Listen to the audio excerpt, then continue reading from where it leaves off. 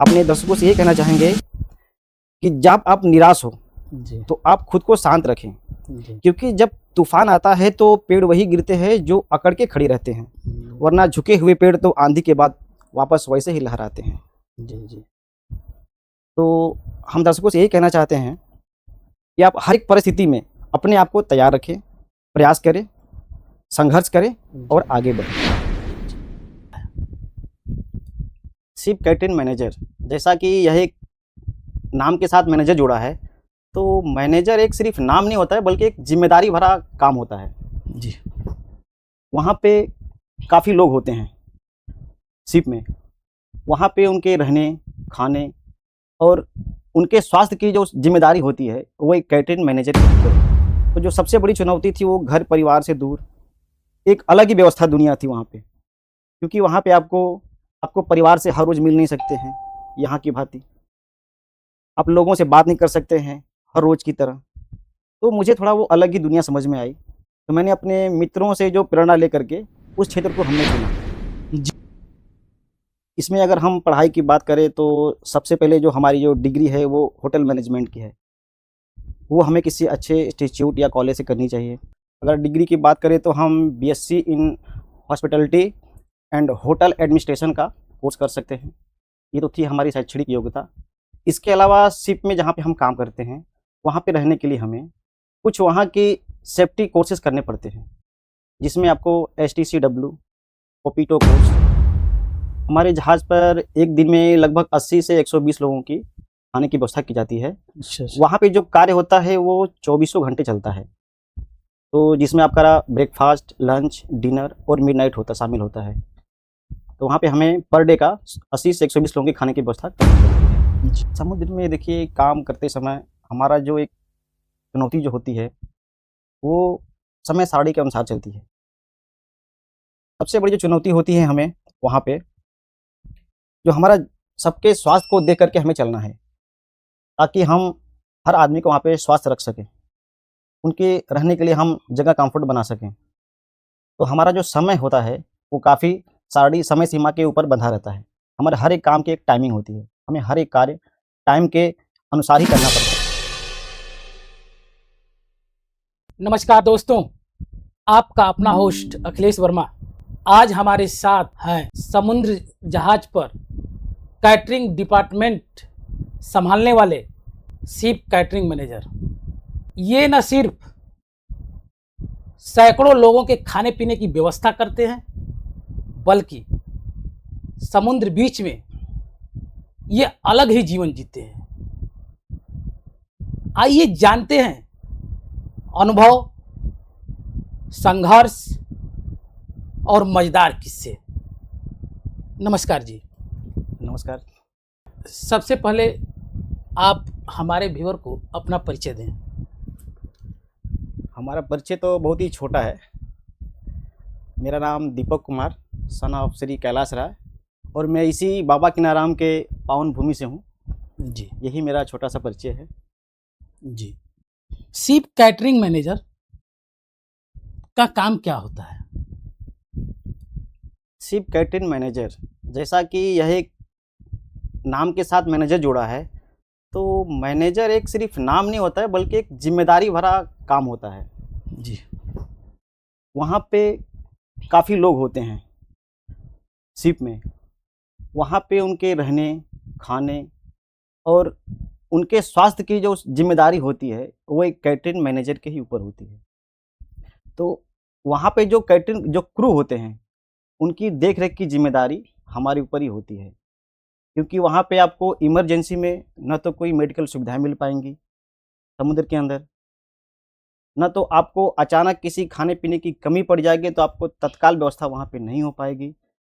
इसीलिए इन सब की जिम्मेदारी एक कैटरिंग मैनेजर के ही ऊपर होती है। कैटरिंग मैनेजर का जो मुख्य काम होता है वहाँ पे खाने पीने की व्यवस्था का प्रबंधन करना, वहाँ के लोगों के खाने के लिए मेनू की प्लानिंग करना, वहाँ पे जो खाने की जो व्यवस्था है उसे सुचारू रूप से चालू करना, और जो फूड सेफ्टी और हाइजीन जो आज के जीवन में काफ़ी ज़रूरत है उसकी, क्योंकि आप देख रहे हैं बीमारियां काफ़ी बढ़ रही हैं। टेम्परेचर काफ़ी बढ़ जा रहा है। उसकी वजह से कुछ बीमारियाँ हो जा रही हैं। हर जगह पे काफ़ी केमिकल्स और दवाओं का प्रयोग हो रहा है, जी, जी। जिसकी वजह से हम आप काफ़ी बीमार पड़ रहे हैं। तो हमें यह पता नहीं होता कि हमारी बॉडी को कौन-सा न्यूट्रिशन चाहिए, कौन-सा नहीं चाहिए, कौन-सा ज़्यादा लेना है, कौन-सा कम लेना है। उस न्यूट्रिशन की ज़िम्मेदारी एक कैटरिंग मैनेजर के ऊपर होती है। जी, खाने जी। की देख-रेख, उसकी सुरक्षा और उसके स्वास्थ्य की ज़िम्मेदारी कैटरिंग मैनेजर के ऊपर होती है। इस क्षेत्र में आने की प्रेरणा आपको कहाँ से मिली? देखिए, जब हम स्कूली शिक्षा प्राप्त कर रहे थे, तब तो हमें इसमें कुछ प्लानिंग ही नहीं थी कि हम इस क्षेत्र में जाएँगे। हमारी तो प्लानिंग कुछ और ही चल रही थी। लेकिन हमारे कुछ मित्र थे, जो इस क्षेत्र से जुड़े हुए थे। वो वहाँ पे काफ़ी टाइम से काम कर रहे थे। तो उन्होंने अपनी इच्छा ज़ाहिर की कि क्या आप इस क्षेत्र में जाना चाहते हैं? तो हमने उनसे बात की, चर्चा की, तो उन्होंने बताया, ये क्षेत्र ऐसा है। वहाँ के सुख-सुविधाओं के बारे में बताया, वहाँ की चुनौतियों के बारे में बताया। तो जो सबसे बड़ी चुनौती थी, वो घर-परिवार से दूर, एक अलग ही व्यवस्था दुनिया थी वहाँ पे। क्योंकि वहाँ पे आपको आपको परिवार से हर रोज़ मिल नहीं सकते हैं, यहाँ की भाँति। आप लोगों से बात नहीं कर सकते हैं, हर रोज़ की तरह। तो मुझे थोड़ा वो अलग ही दुनिया समझ में आई। तो मैंने अपने मित्रों से जो प्रेरणा लेकर के उस क्षेत्र को हमने चुना। जी, जी। तो इस नौकरी के लिए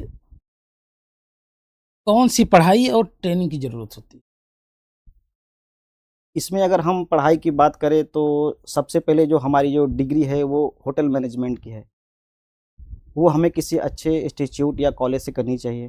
अगर डिग्री की बात करें तो हम BSc in hospitality and hotel administration का कोर्स कर सकते हैं। ये तो थी हमारी शैक्षणिक योग्यता। इसके अलावा शिप में जहाँ पे हम काम करते हैं, वहाँ पे रहने के लिए हमें कुछ वहाँ की सेफ्टी कोर्सेज़ करने पड़ते हैं, जिसमें आपको एसटीसीडब्ल्यू, ओपीटो कोर्स, इसके अलावा अगर आप एस्टुअर क्षेत्र में काम कर रहे हैं, तो उसके लिए एस्टुअर सर्टिफ़िकेट, शिप में रहने के लिए शिप सिक्योरिटी पास का कोर्स करना ज़रूरी होता है। क्योंकि जिस माहौल में रहते हैं, हमें वहाँ के माहौल के बारे में जानकारी होनी चाहिए। इन कोर्सों में आपके क्षेत्र के बारे में, जिस क्षेत्र में आप काम कर रहे हैं शिप में, वहाँ की सिक्योरिटी के बारे में, वहाँ के रहन-सहन के बारे में, वहाँ की सुरक्षा के बारे में हमें इसमें बताया जाता है। जी, जी। तो एक दिन में आपके जहाज़ पर एक दिन में कितने लोगों की भोजन की व्यवस्था लगभग-लगभग होती है? हमारे जहाज़ पर एक दिन में लगभग 80 से 120 लोगों की खाने की व्यवस्था की जाती है। अच्छा, अच्छा। वहाँ पे जो कार्य होता है वो चौबीसों घंटे चलता है। तो जिसमें आपका ब्रेकफ़ास्ट, लंच, डिनर और मिडनाइट होता शामिल होता है। तो वहाँ पे हमें पर डे का 80 से 120 लोगों के खाने की व्यवस्था करनी पड़ती है। जी, चलो अच्छा। समुद्र में काम करते समय सबसे बड़ी चुनौती क्या होती है? समुद्र में देखिए काम करते समय हमारा जो एक चुनौती जो होती है, वो समय सारणी के अनुसार चलती है। सबसे बड़ी जो चुनौती होती है हमें वहाँ पे, जो हमारा सबके स्वास्थ्य को देख कर के हमें चलना है, ताकि हम हर आदमी को वहाँ पे स्वस्थ रख सकें। उनके रहने के लिए हम जगह कम्फ़र्ट बना सकें। तो हमारा जो समय होता है, वो काफ़ी सारणी समय सीमा के ऊपर बंधा रहता है। हमारे हर एक काम की एक टाइमिंग होती है। हमें हर एक कार्य टाइम के अनुसार ही करना पड़ता है। वहाँ पे जो हमारा कार्य होता है, वो ओआईएसडी के अनुसार के तहत स्वच्छता का 100% बनाए रखना ज़रूरी होता है, ताकि हम हर एक आदमी को स्वस्थ रख सकें। वहाँ पे मेरा जो कार्य है, वो लगभग 12 से 15 घंटों तक का होता है। वहाँ हुँ। पे जितने भी खान-पान हैं, उनको देखना, उनको सही तरीके से लोगों तक पहुँचाना, उनके स्वास्थ्य की ज़िम्मेदारी रखना, वो हमारा होता है। जी, जी, जी। अच्छा, जहाज़ पर घटी सबसे मज़ेदार घटना कौन-सी है? जहाज़ पर सबसे घटी घटना जो मैं अपने जीवन के बारे में जो मेरे साथ ही घटा है, मैं आपसे कुछ शेयर करना चाहता हूँ। ये बात लगभग 2012 की है। मैं एक रिग पे था, उसका नाम था NCY, Noble Charlie Ester. Noble Charlie Ester काफ़ी पुराना तारीख था। मैं उस समय वहाँ पे सुपरवाइज़र पोस्ट पर था उस वक़्त। तो मेरे साथ एक घटना घटी थी कि वहाँ पर एक थर्ड पार्टी का एक आदमी था। तो वहाँ पे जो कोल्ड ड्रिंक्स होती है, जो कैन में आती हैं, तो वो वहाँ पे सबके लिए उपलब्ध नहीं थी, सिर्फ़ एचओडी के लिए उपलब्ध थी। तो उसने मुझसे अपनी इच्छा ज़ाहिर की कि मैं उस कोल्ड ड्रिंक्स को पीऊँ, जो कि वो उसके लिए नहीं थी। तो उसने मुझसे कहा कि क्या आप मुझे इसकी व्यवस्था कर सकते हैं? तो मैंने कहा यार, ये तो सबके लिए है नहीं, एचओडी के लिए है, आप उस श्रेणी में हैं नहीं। उन्होंने कहा कि यार काफ़ी दिन हो गए हमें यहाँ पे आने के बाद, घर पे तो हम डेली पीते हैं लेकिन यहाँ मिल नहीं पाता है, तो एट लीस्ट आप मुझे कुछ करिए उसके लिए।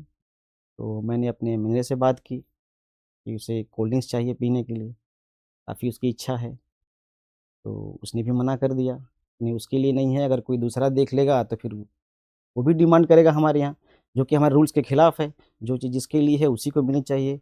वहाँ पर रूल्स और रेगुलेशन काफ़ी मायने रखता है, क्योंकि हम उसी के अनुसार ही चलते हैं वहाँ पे। तो वो चीज़ें जिनके लिए थी मैंने उनसे बात की और उनसे मैंने कहा कि ये मुझे चाहिए, तो उन्होंने वो मुझे दे दी। मैं दे दी तो मैंने ले जा कर के उस थर्ड पार्टी पर्सन को दिया। देने के बाद उसे वो चीज़ काफ़ी दिनों के बाद मिली, तो पी कर के काफ़ी संतुष्ट हुआ, बहुत खुश हुआ। खुश होकर के उसने मुझे अपनी जेब से ₹500 निकाल कर के मेरी जेब में डाल दी।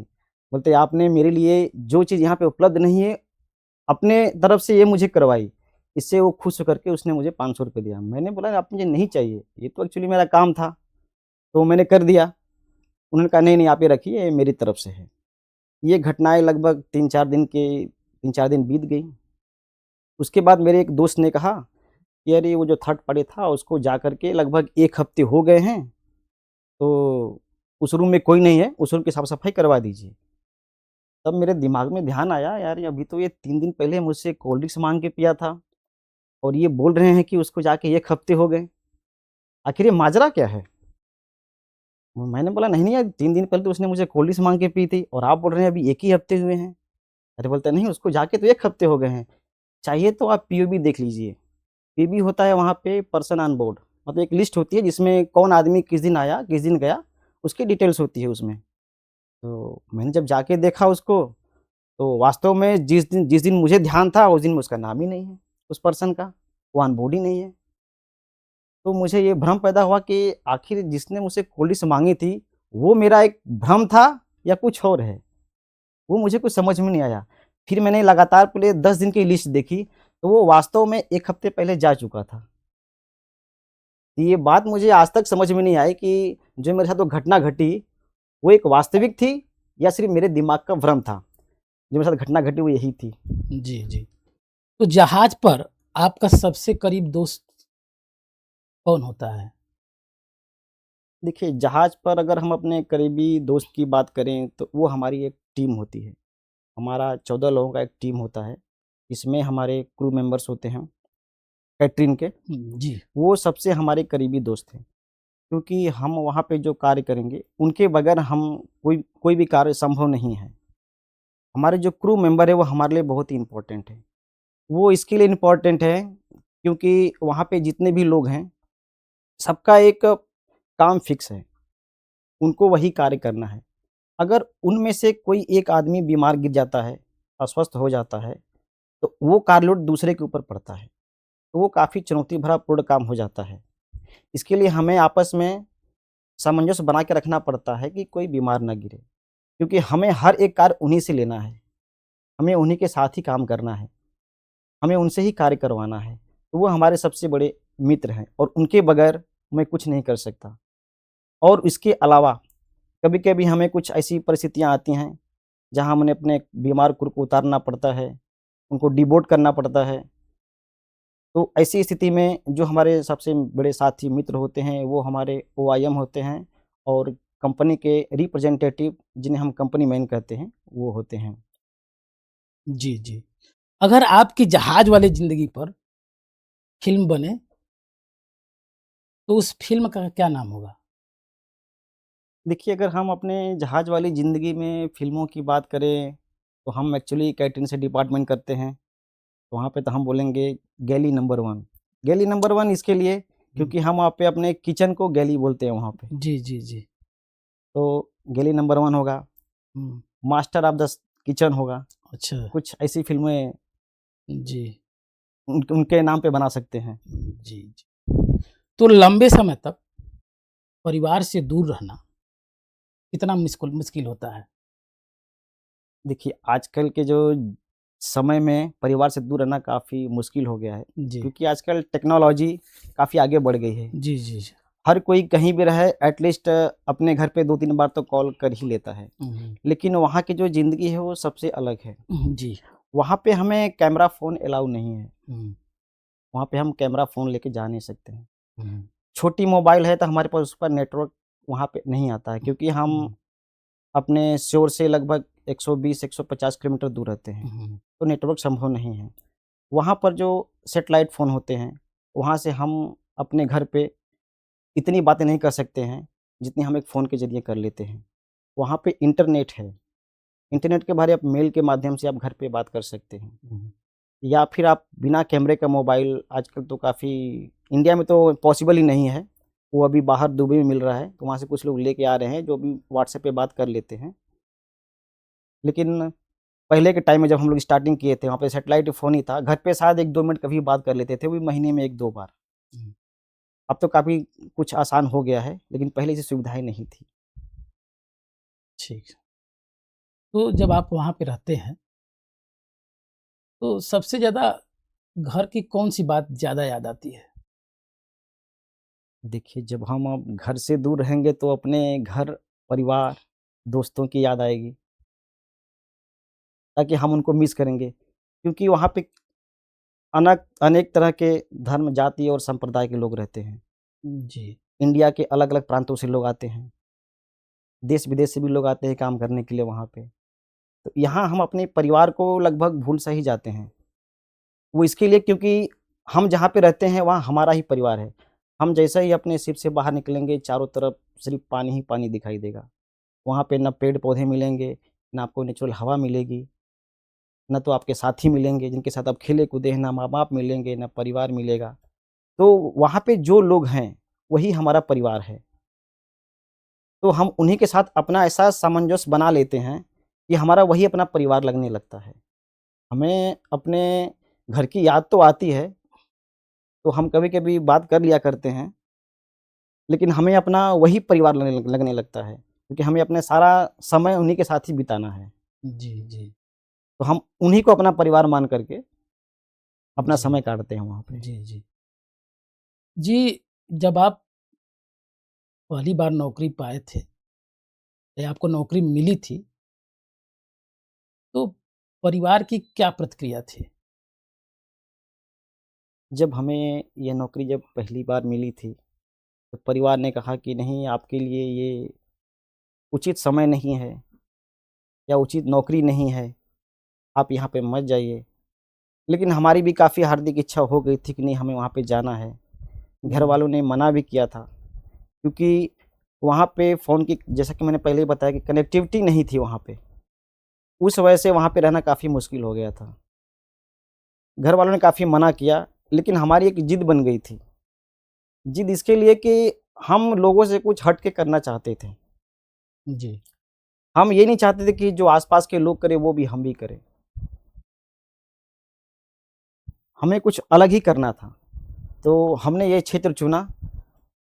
थोड़ा मेरी ज़िद के आगे घर के लोगों को झुकना पड़ा। उन्होंने पहले तो नकारा, बाद जी, में उन्होंने स्वीकारा भी, जी, और बाद में काफ़ी सपोर्ट भी किया उन्होंने। जी, जी। कभी ऐसा होता है कि वहाँ पे तनाव और अकेलापन महसूस होता है? देखिए, आप एज़ ए कैंटीन मैनेजर, वहाँ पे तो मैनेजर को काफ़ी तनाव तो रहता ही है, जी।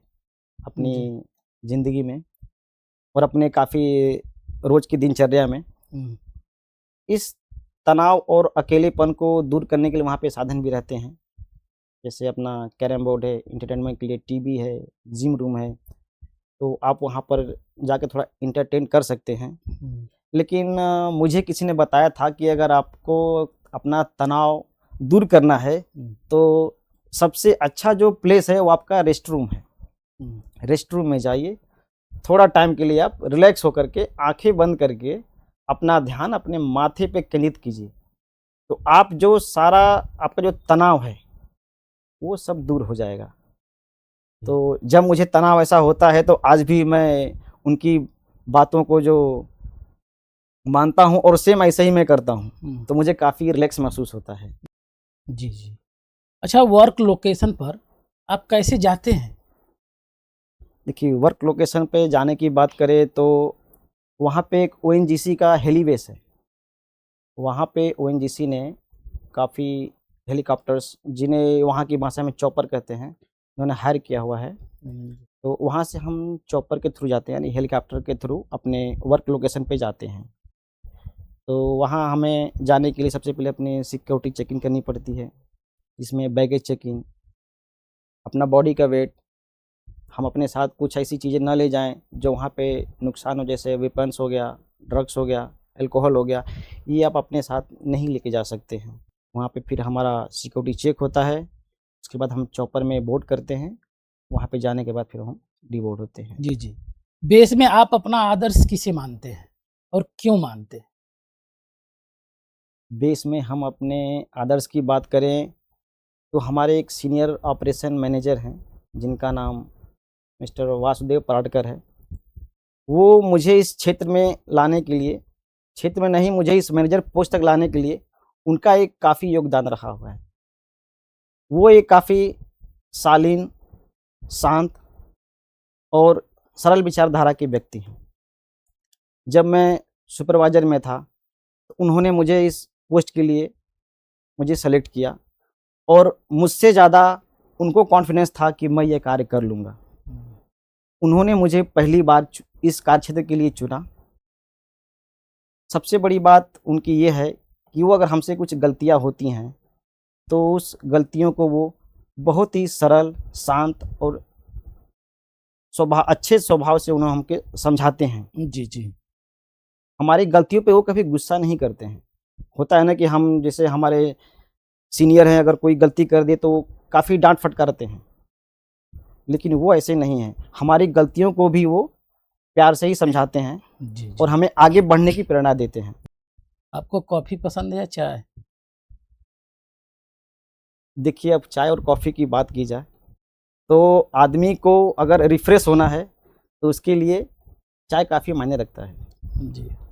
चाय इसके लिए कि चाय में कुछ ऐसे एंटीऑक्सीडेंट होते हैं जो आपकी बॉडी को रिफ़्रेश करते हैं। तो बचपन से हमने चाय ही पिया है, जो मुझे चाय काफ़ी पसंद है। जी जी। सबसे पसंदीदा आपका डिश? सबसे पसंदीदा जो मेरा डिश है, जो कि हम लोग गाँव और देहात से बिलॉन्ग करते हैं, तो जो हम लिट्टी चोखा है वो मुझे काफ़ी पसंद है। अच्छा। क्योंकि बचपन में हमने अपने दोस्तों के साथ जब पार्टियाँ करते थे, तो पार्टियों में हम कभी नॉनवेज नहीं बनाते थे, जिसमें हमारा लिट्टी चोखा और खीर काफ़ी फ़ेवरेट हुआ करता था और हम लोग बचपन से वही खाते थे और वही हमें बहुत पसंद है। तो हमें जभी भी कभी ऐसा ओकेज़न में मौका मिलता था या फिर घर में कभी मन कर दिया तो हम लोग काफ़ी लिट्टी चोखा को ही पसंद करते थे। अच्छा, सुबह जल्दी उठना या देर रात तक सोना? अगर हमें अपनी दिनचर्या की बात की जाए, आजकल के टाइम में जो काफ़ी बीमारियाँ बढ़ रही हैं, जी तो वो हमारे रूटीन की वजह से ही हो रही हैं। जी रूटीन खराब होने की वजह से ही बीमारियाँ बढ़ती हैं। जी। इसके लिए हमें जल्दी सो जाना चाहिए और जल्दी उठना चाहिए। जी यानी आप सूर्य उगने से पहले उठ जाएँ, सूर्यास्त से पहले आप खाना खा लें और कोशिश करें आपकी 10 बजे से पहले आप सो जाएँ। जी ये हमारे लिए बेहतर है। जी जी। आप हमारे व्यूअर को क्या संदेश देना चाहेंगे? हम अपने व्यूअर को ये संदेश देना चाहते हैं कि हमारा जो जीवन है आजकल का, वो एक चुनौती भरा पूर्ण होता है। हमें अपने इस जीवन में कभी भी घबराना नहीं चाहिए। जी अगर हम इस जीवन से घबराएँगे, तो हम अपने लक्ष्य को प्राप्त नहीं कर पाएँगे। जी जहाँ हमें अपने कार्य करने की पॉसिबिलिटी 1% हो, जी। हमें वहाँ भी कोशिश करनी चाहिए। क्या जी पता हमारी वही 1% पॉसिबिलिटी 100% पॉसिबिलिटी में बदल जाए। जी तो हम अपने दर्शकों से यही कहना चाहेंगे कि जब आप निराश हो जी तो आप खुद को शांत रखें, जी क्योंकि जब तूफान आता है तो पेड़ वही गिरते हैं जो अकड़ के खड़े रहते हैं, वरना झुके हुए पेड़ तो आंधी के बाद वापस वैसे ही लहराते हैं। जी जी तो हम दर्शकों से यही कहना चाहते हैं कि आप हर एक परिस्थिति में अपने आप को तैयार रखें, प्रयास करें, संघर्ष करें और आगे बढ़ें। जी जी आपका बहुत बहुत धन्यवाद यहाँ आने के लिए, अमूल्य समय देने के लिए। समुद्र के लहरों के बीच में काम करने वाले लोगों की जो बाहर से जिंदगी जो होती है वो बहुत ही रोमांचक होती है देखने में, लेकिन अंदर से वो बहुत त्याग और जिम्मेदारियों से भरे हुए होते हैं। आज का प्रेरणादायी बातचीत आपको कैसा लगा कमेंट में जरूर बताइए, और ऐसे ही ज्ञानवर्धक प्रेरणादायी पॉडकास्ट के लिए द डिलाइट टॉक से जुड़े रहें। स्वस्थ रहें, मस्त रहें, डिलाइट टॉक्स को देखते रहें, अपना ख्याल रखें। अब मिलते हैं नेक्स्ट वीडियो में नए गेस्ट के साथ, तब तक के लिए जय हिंद।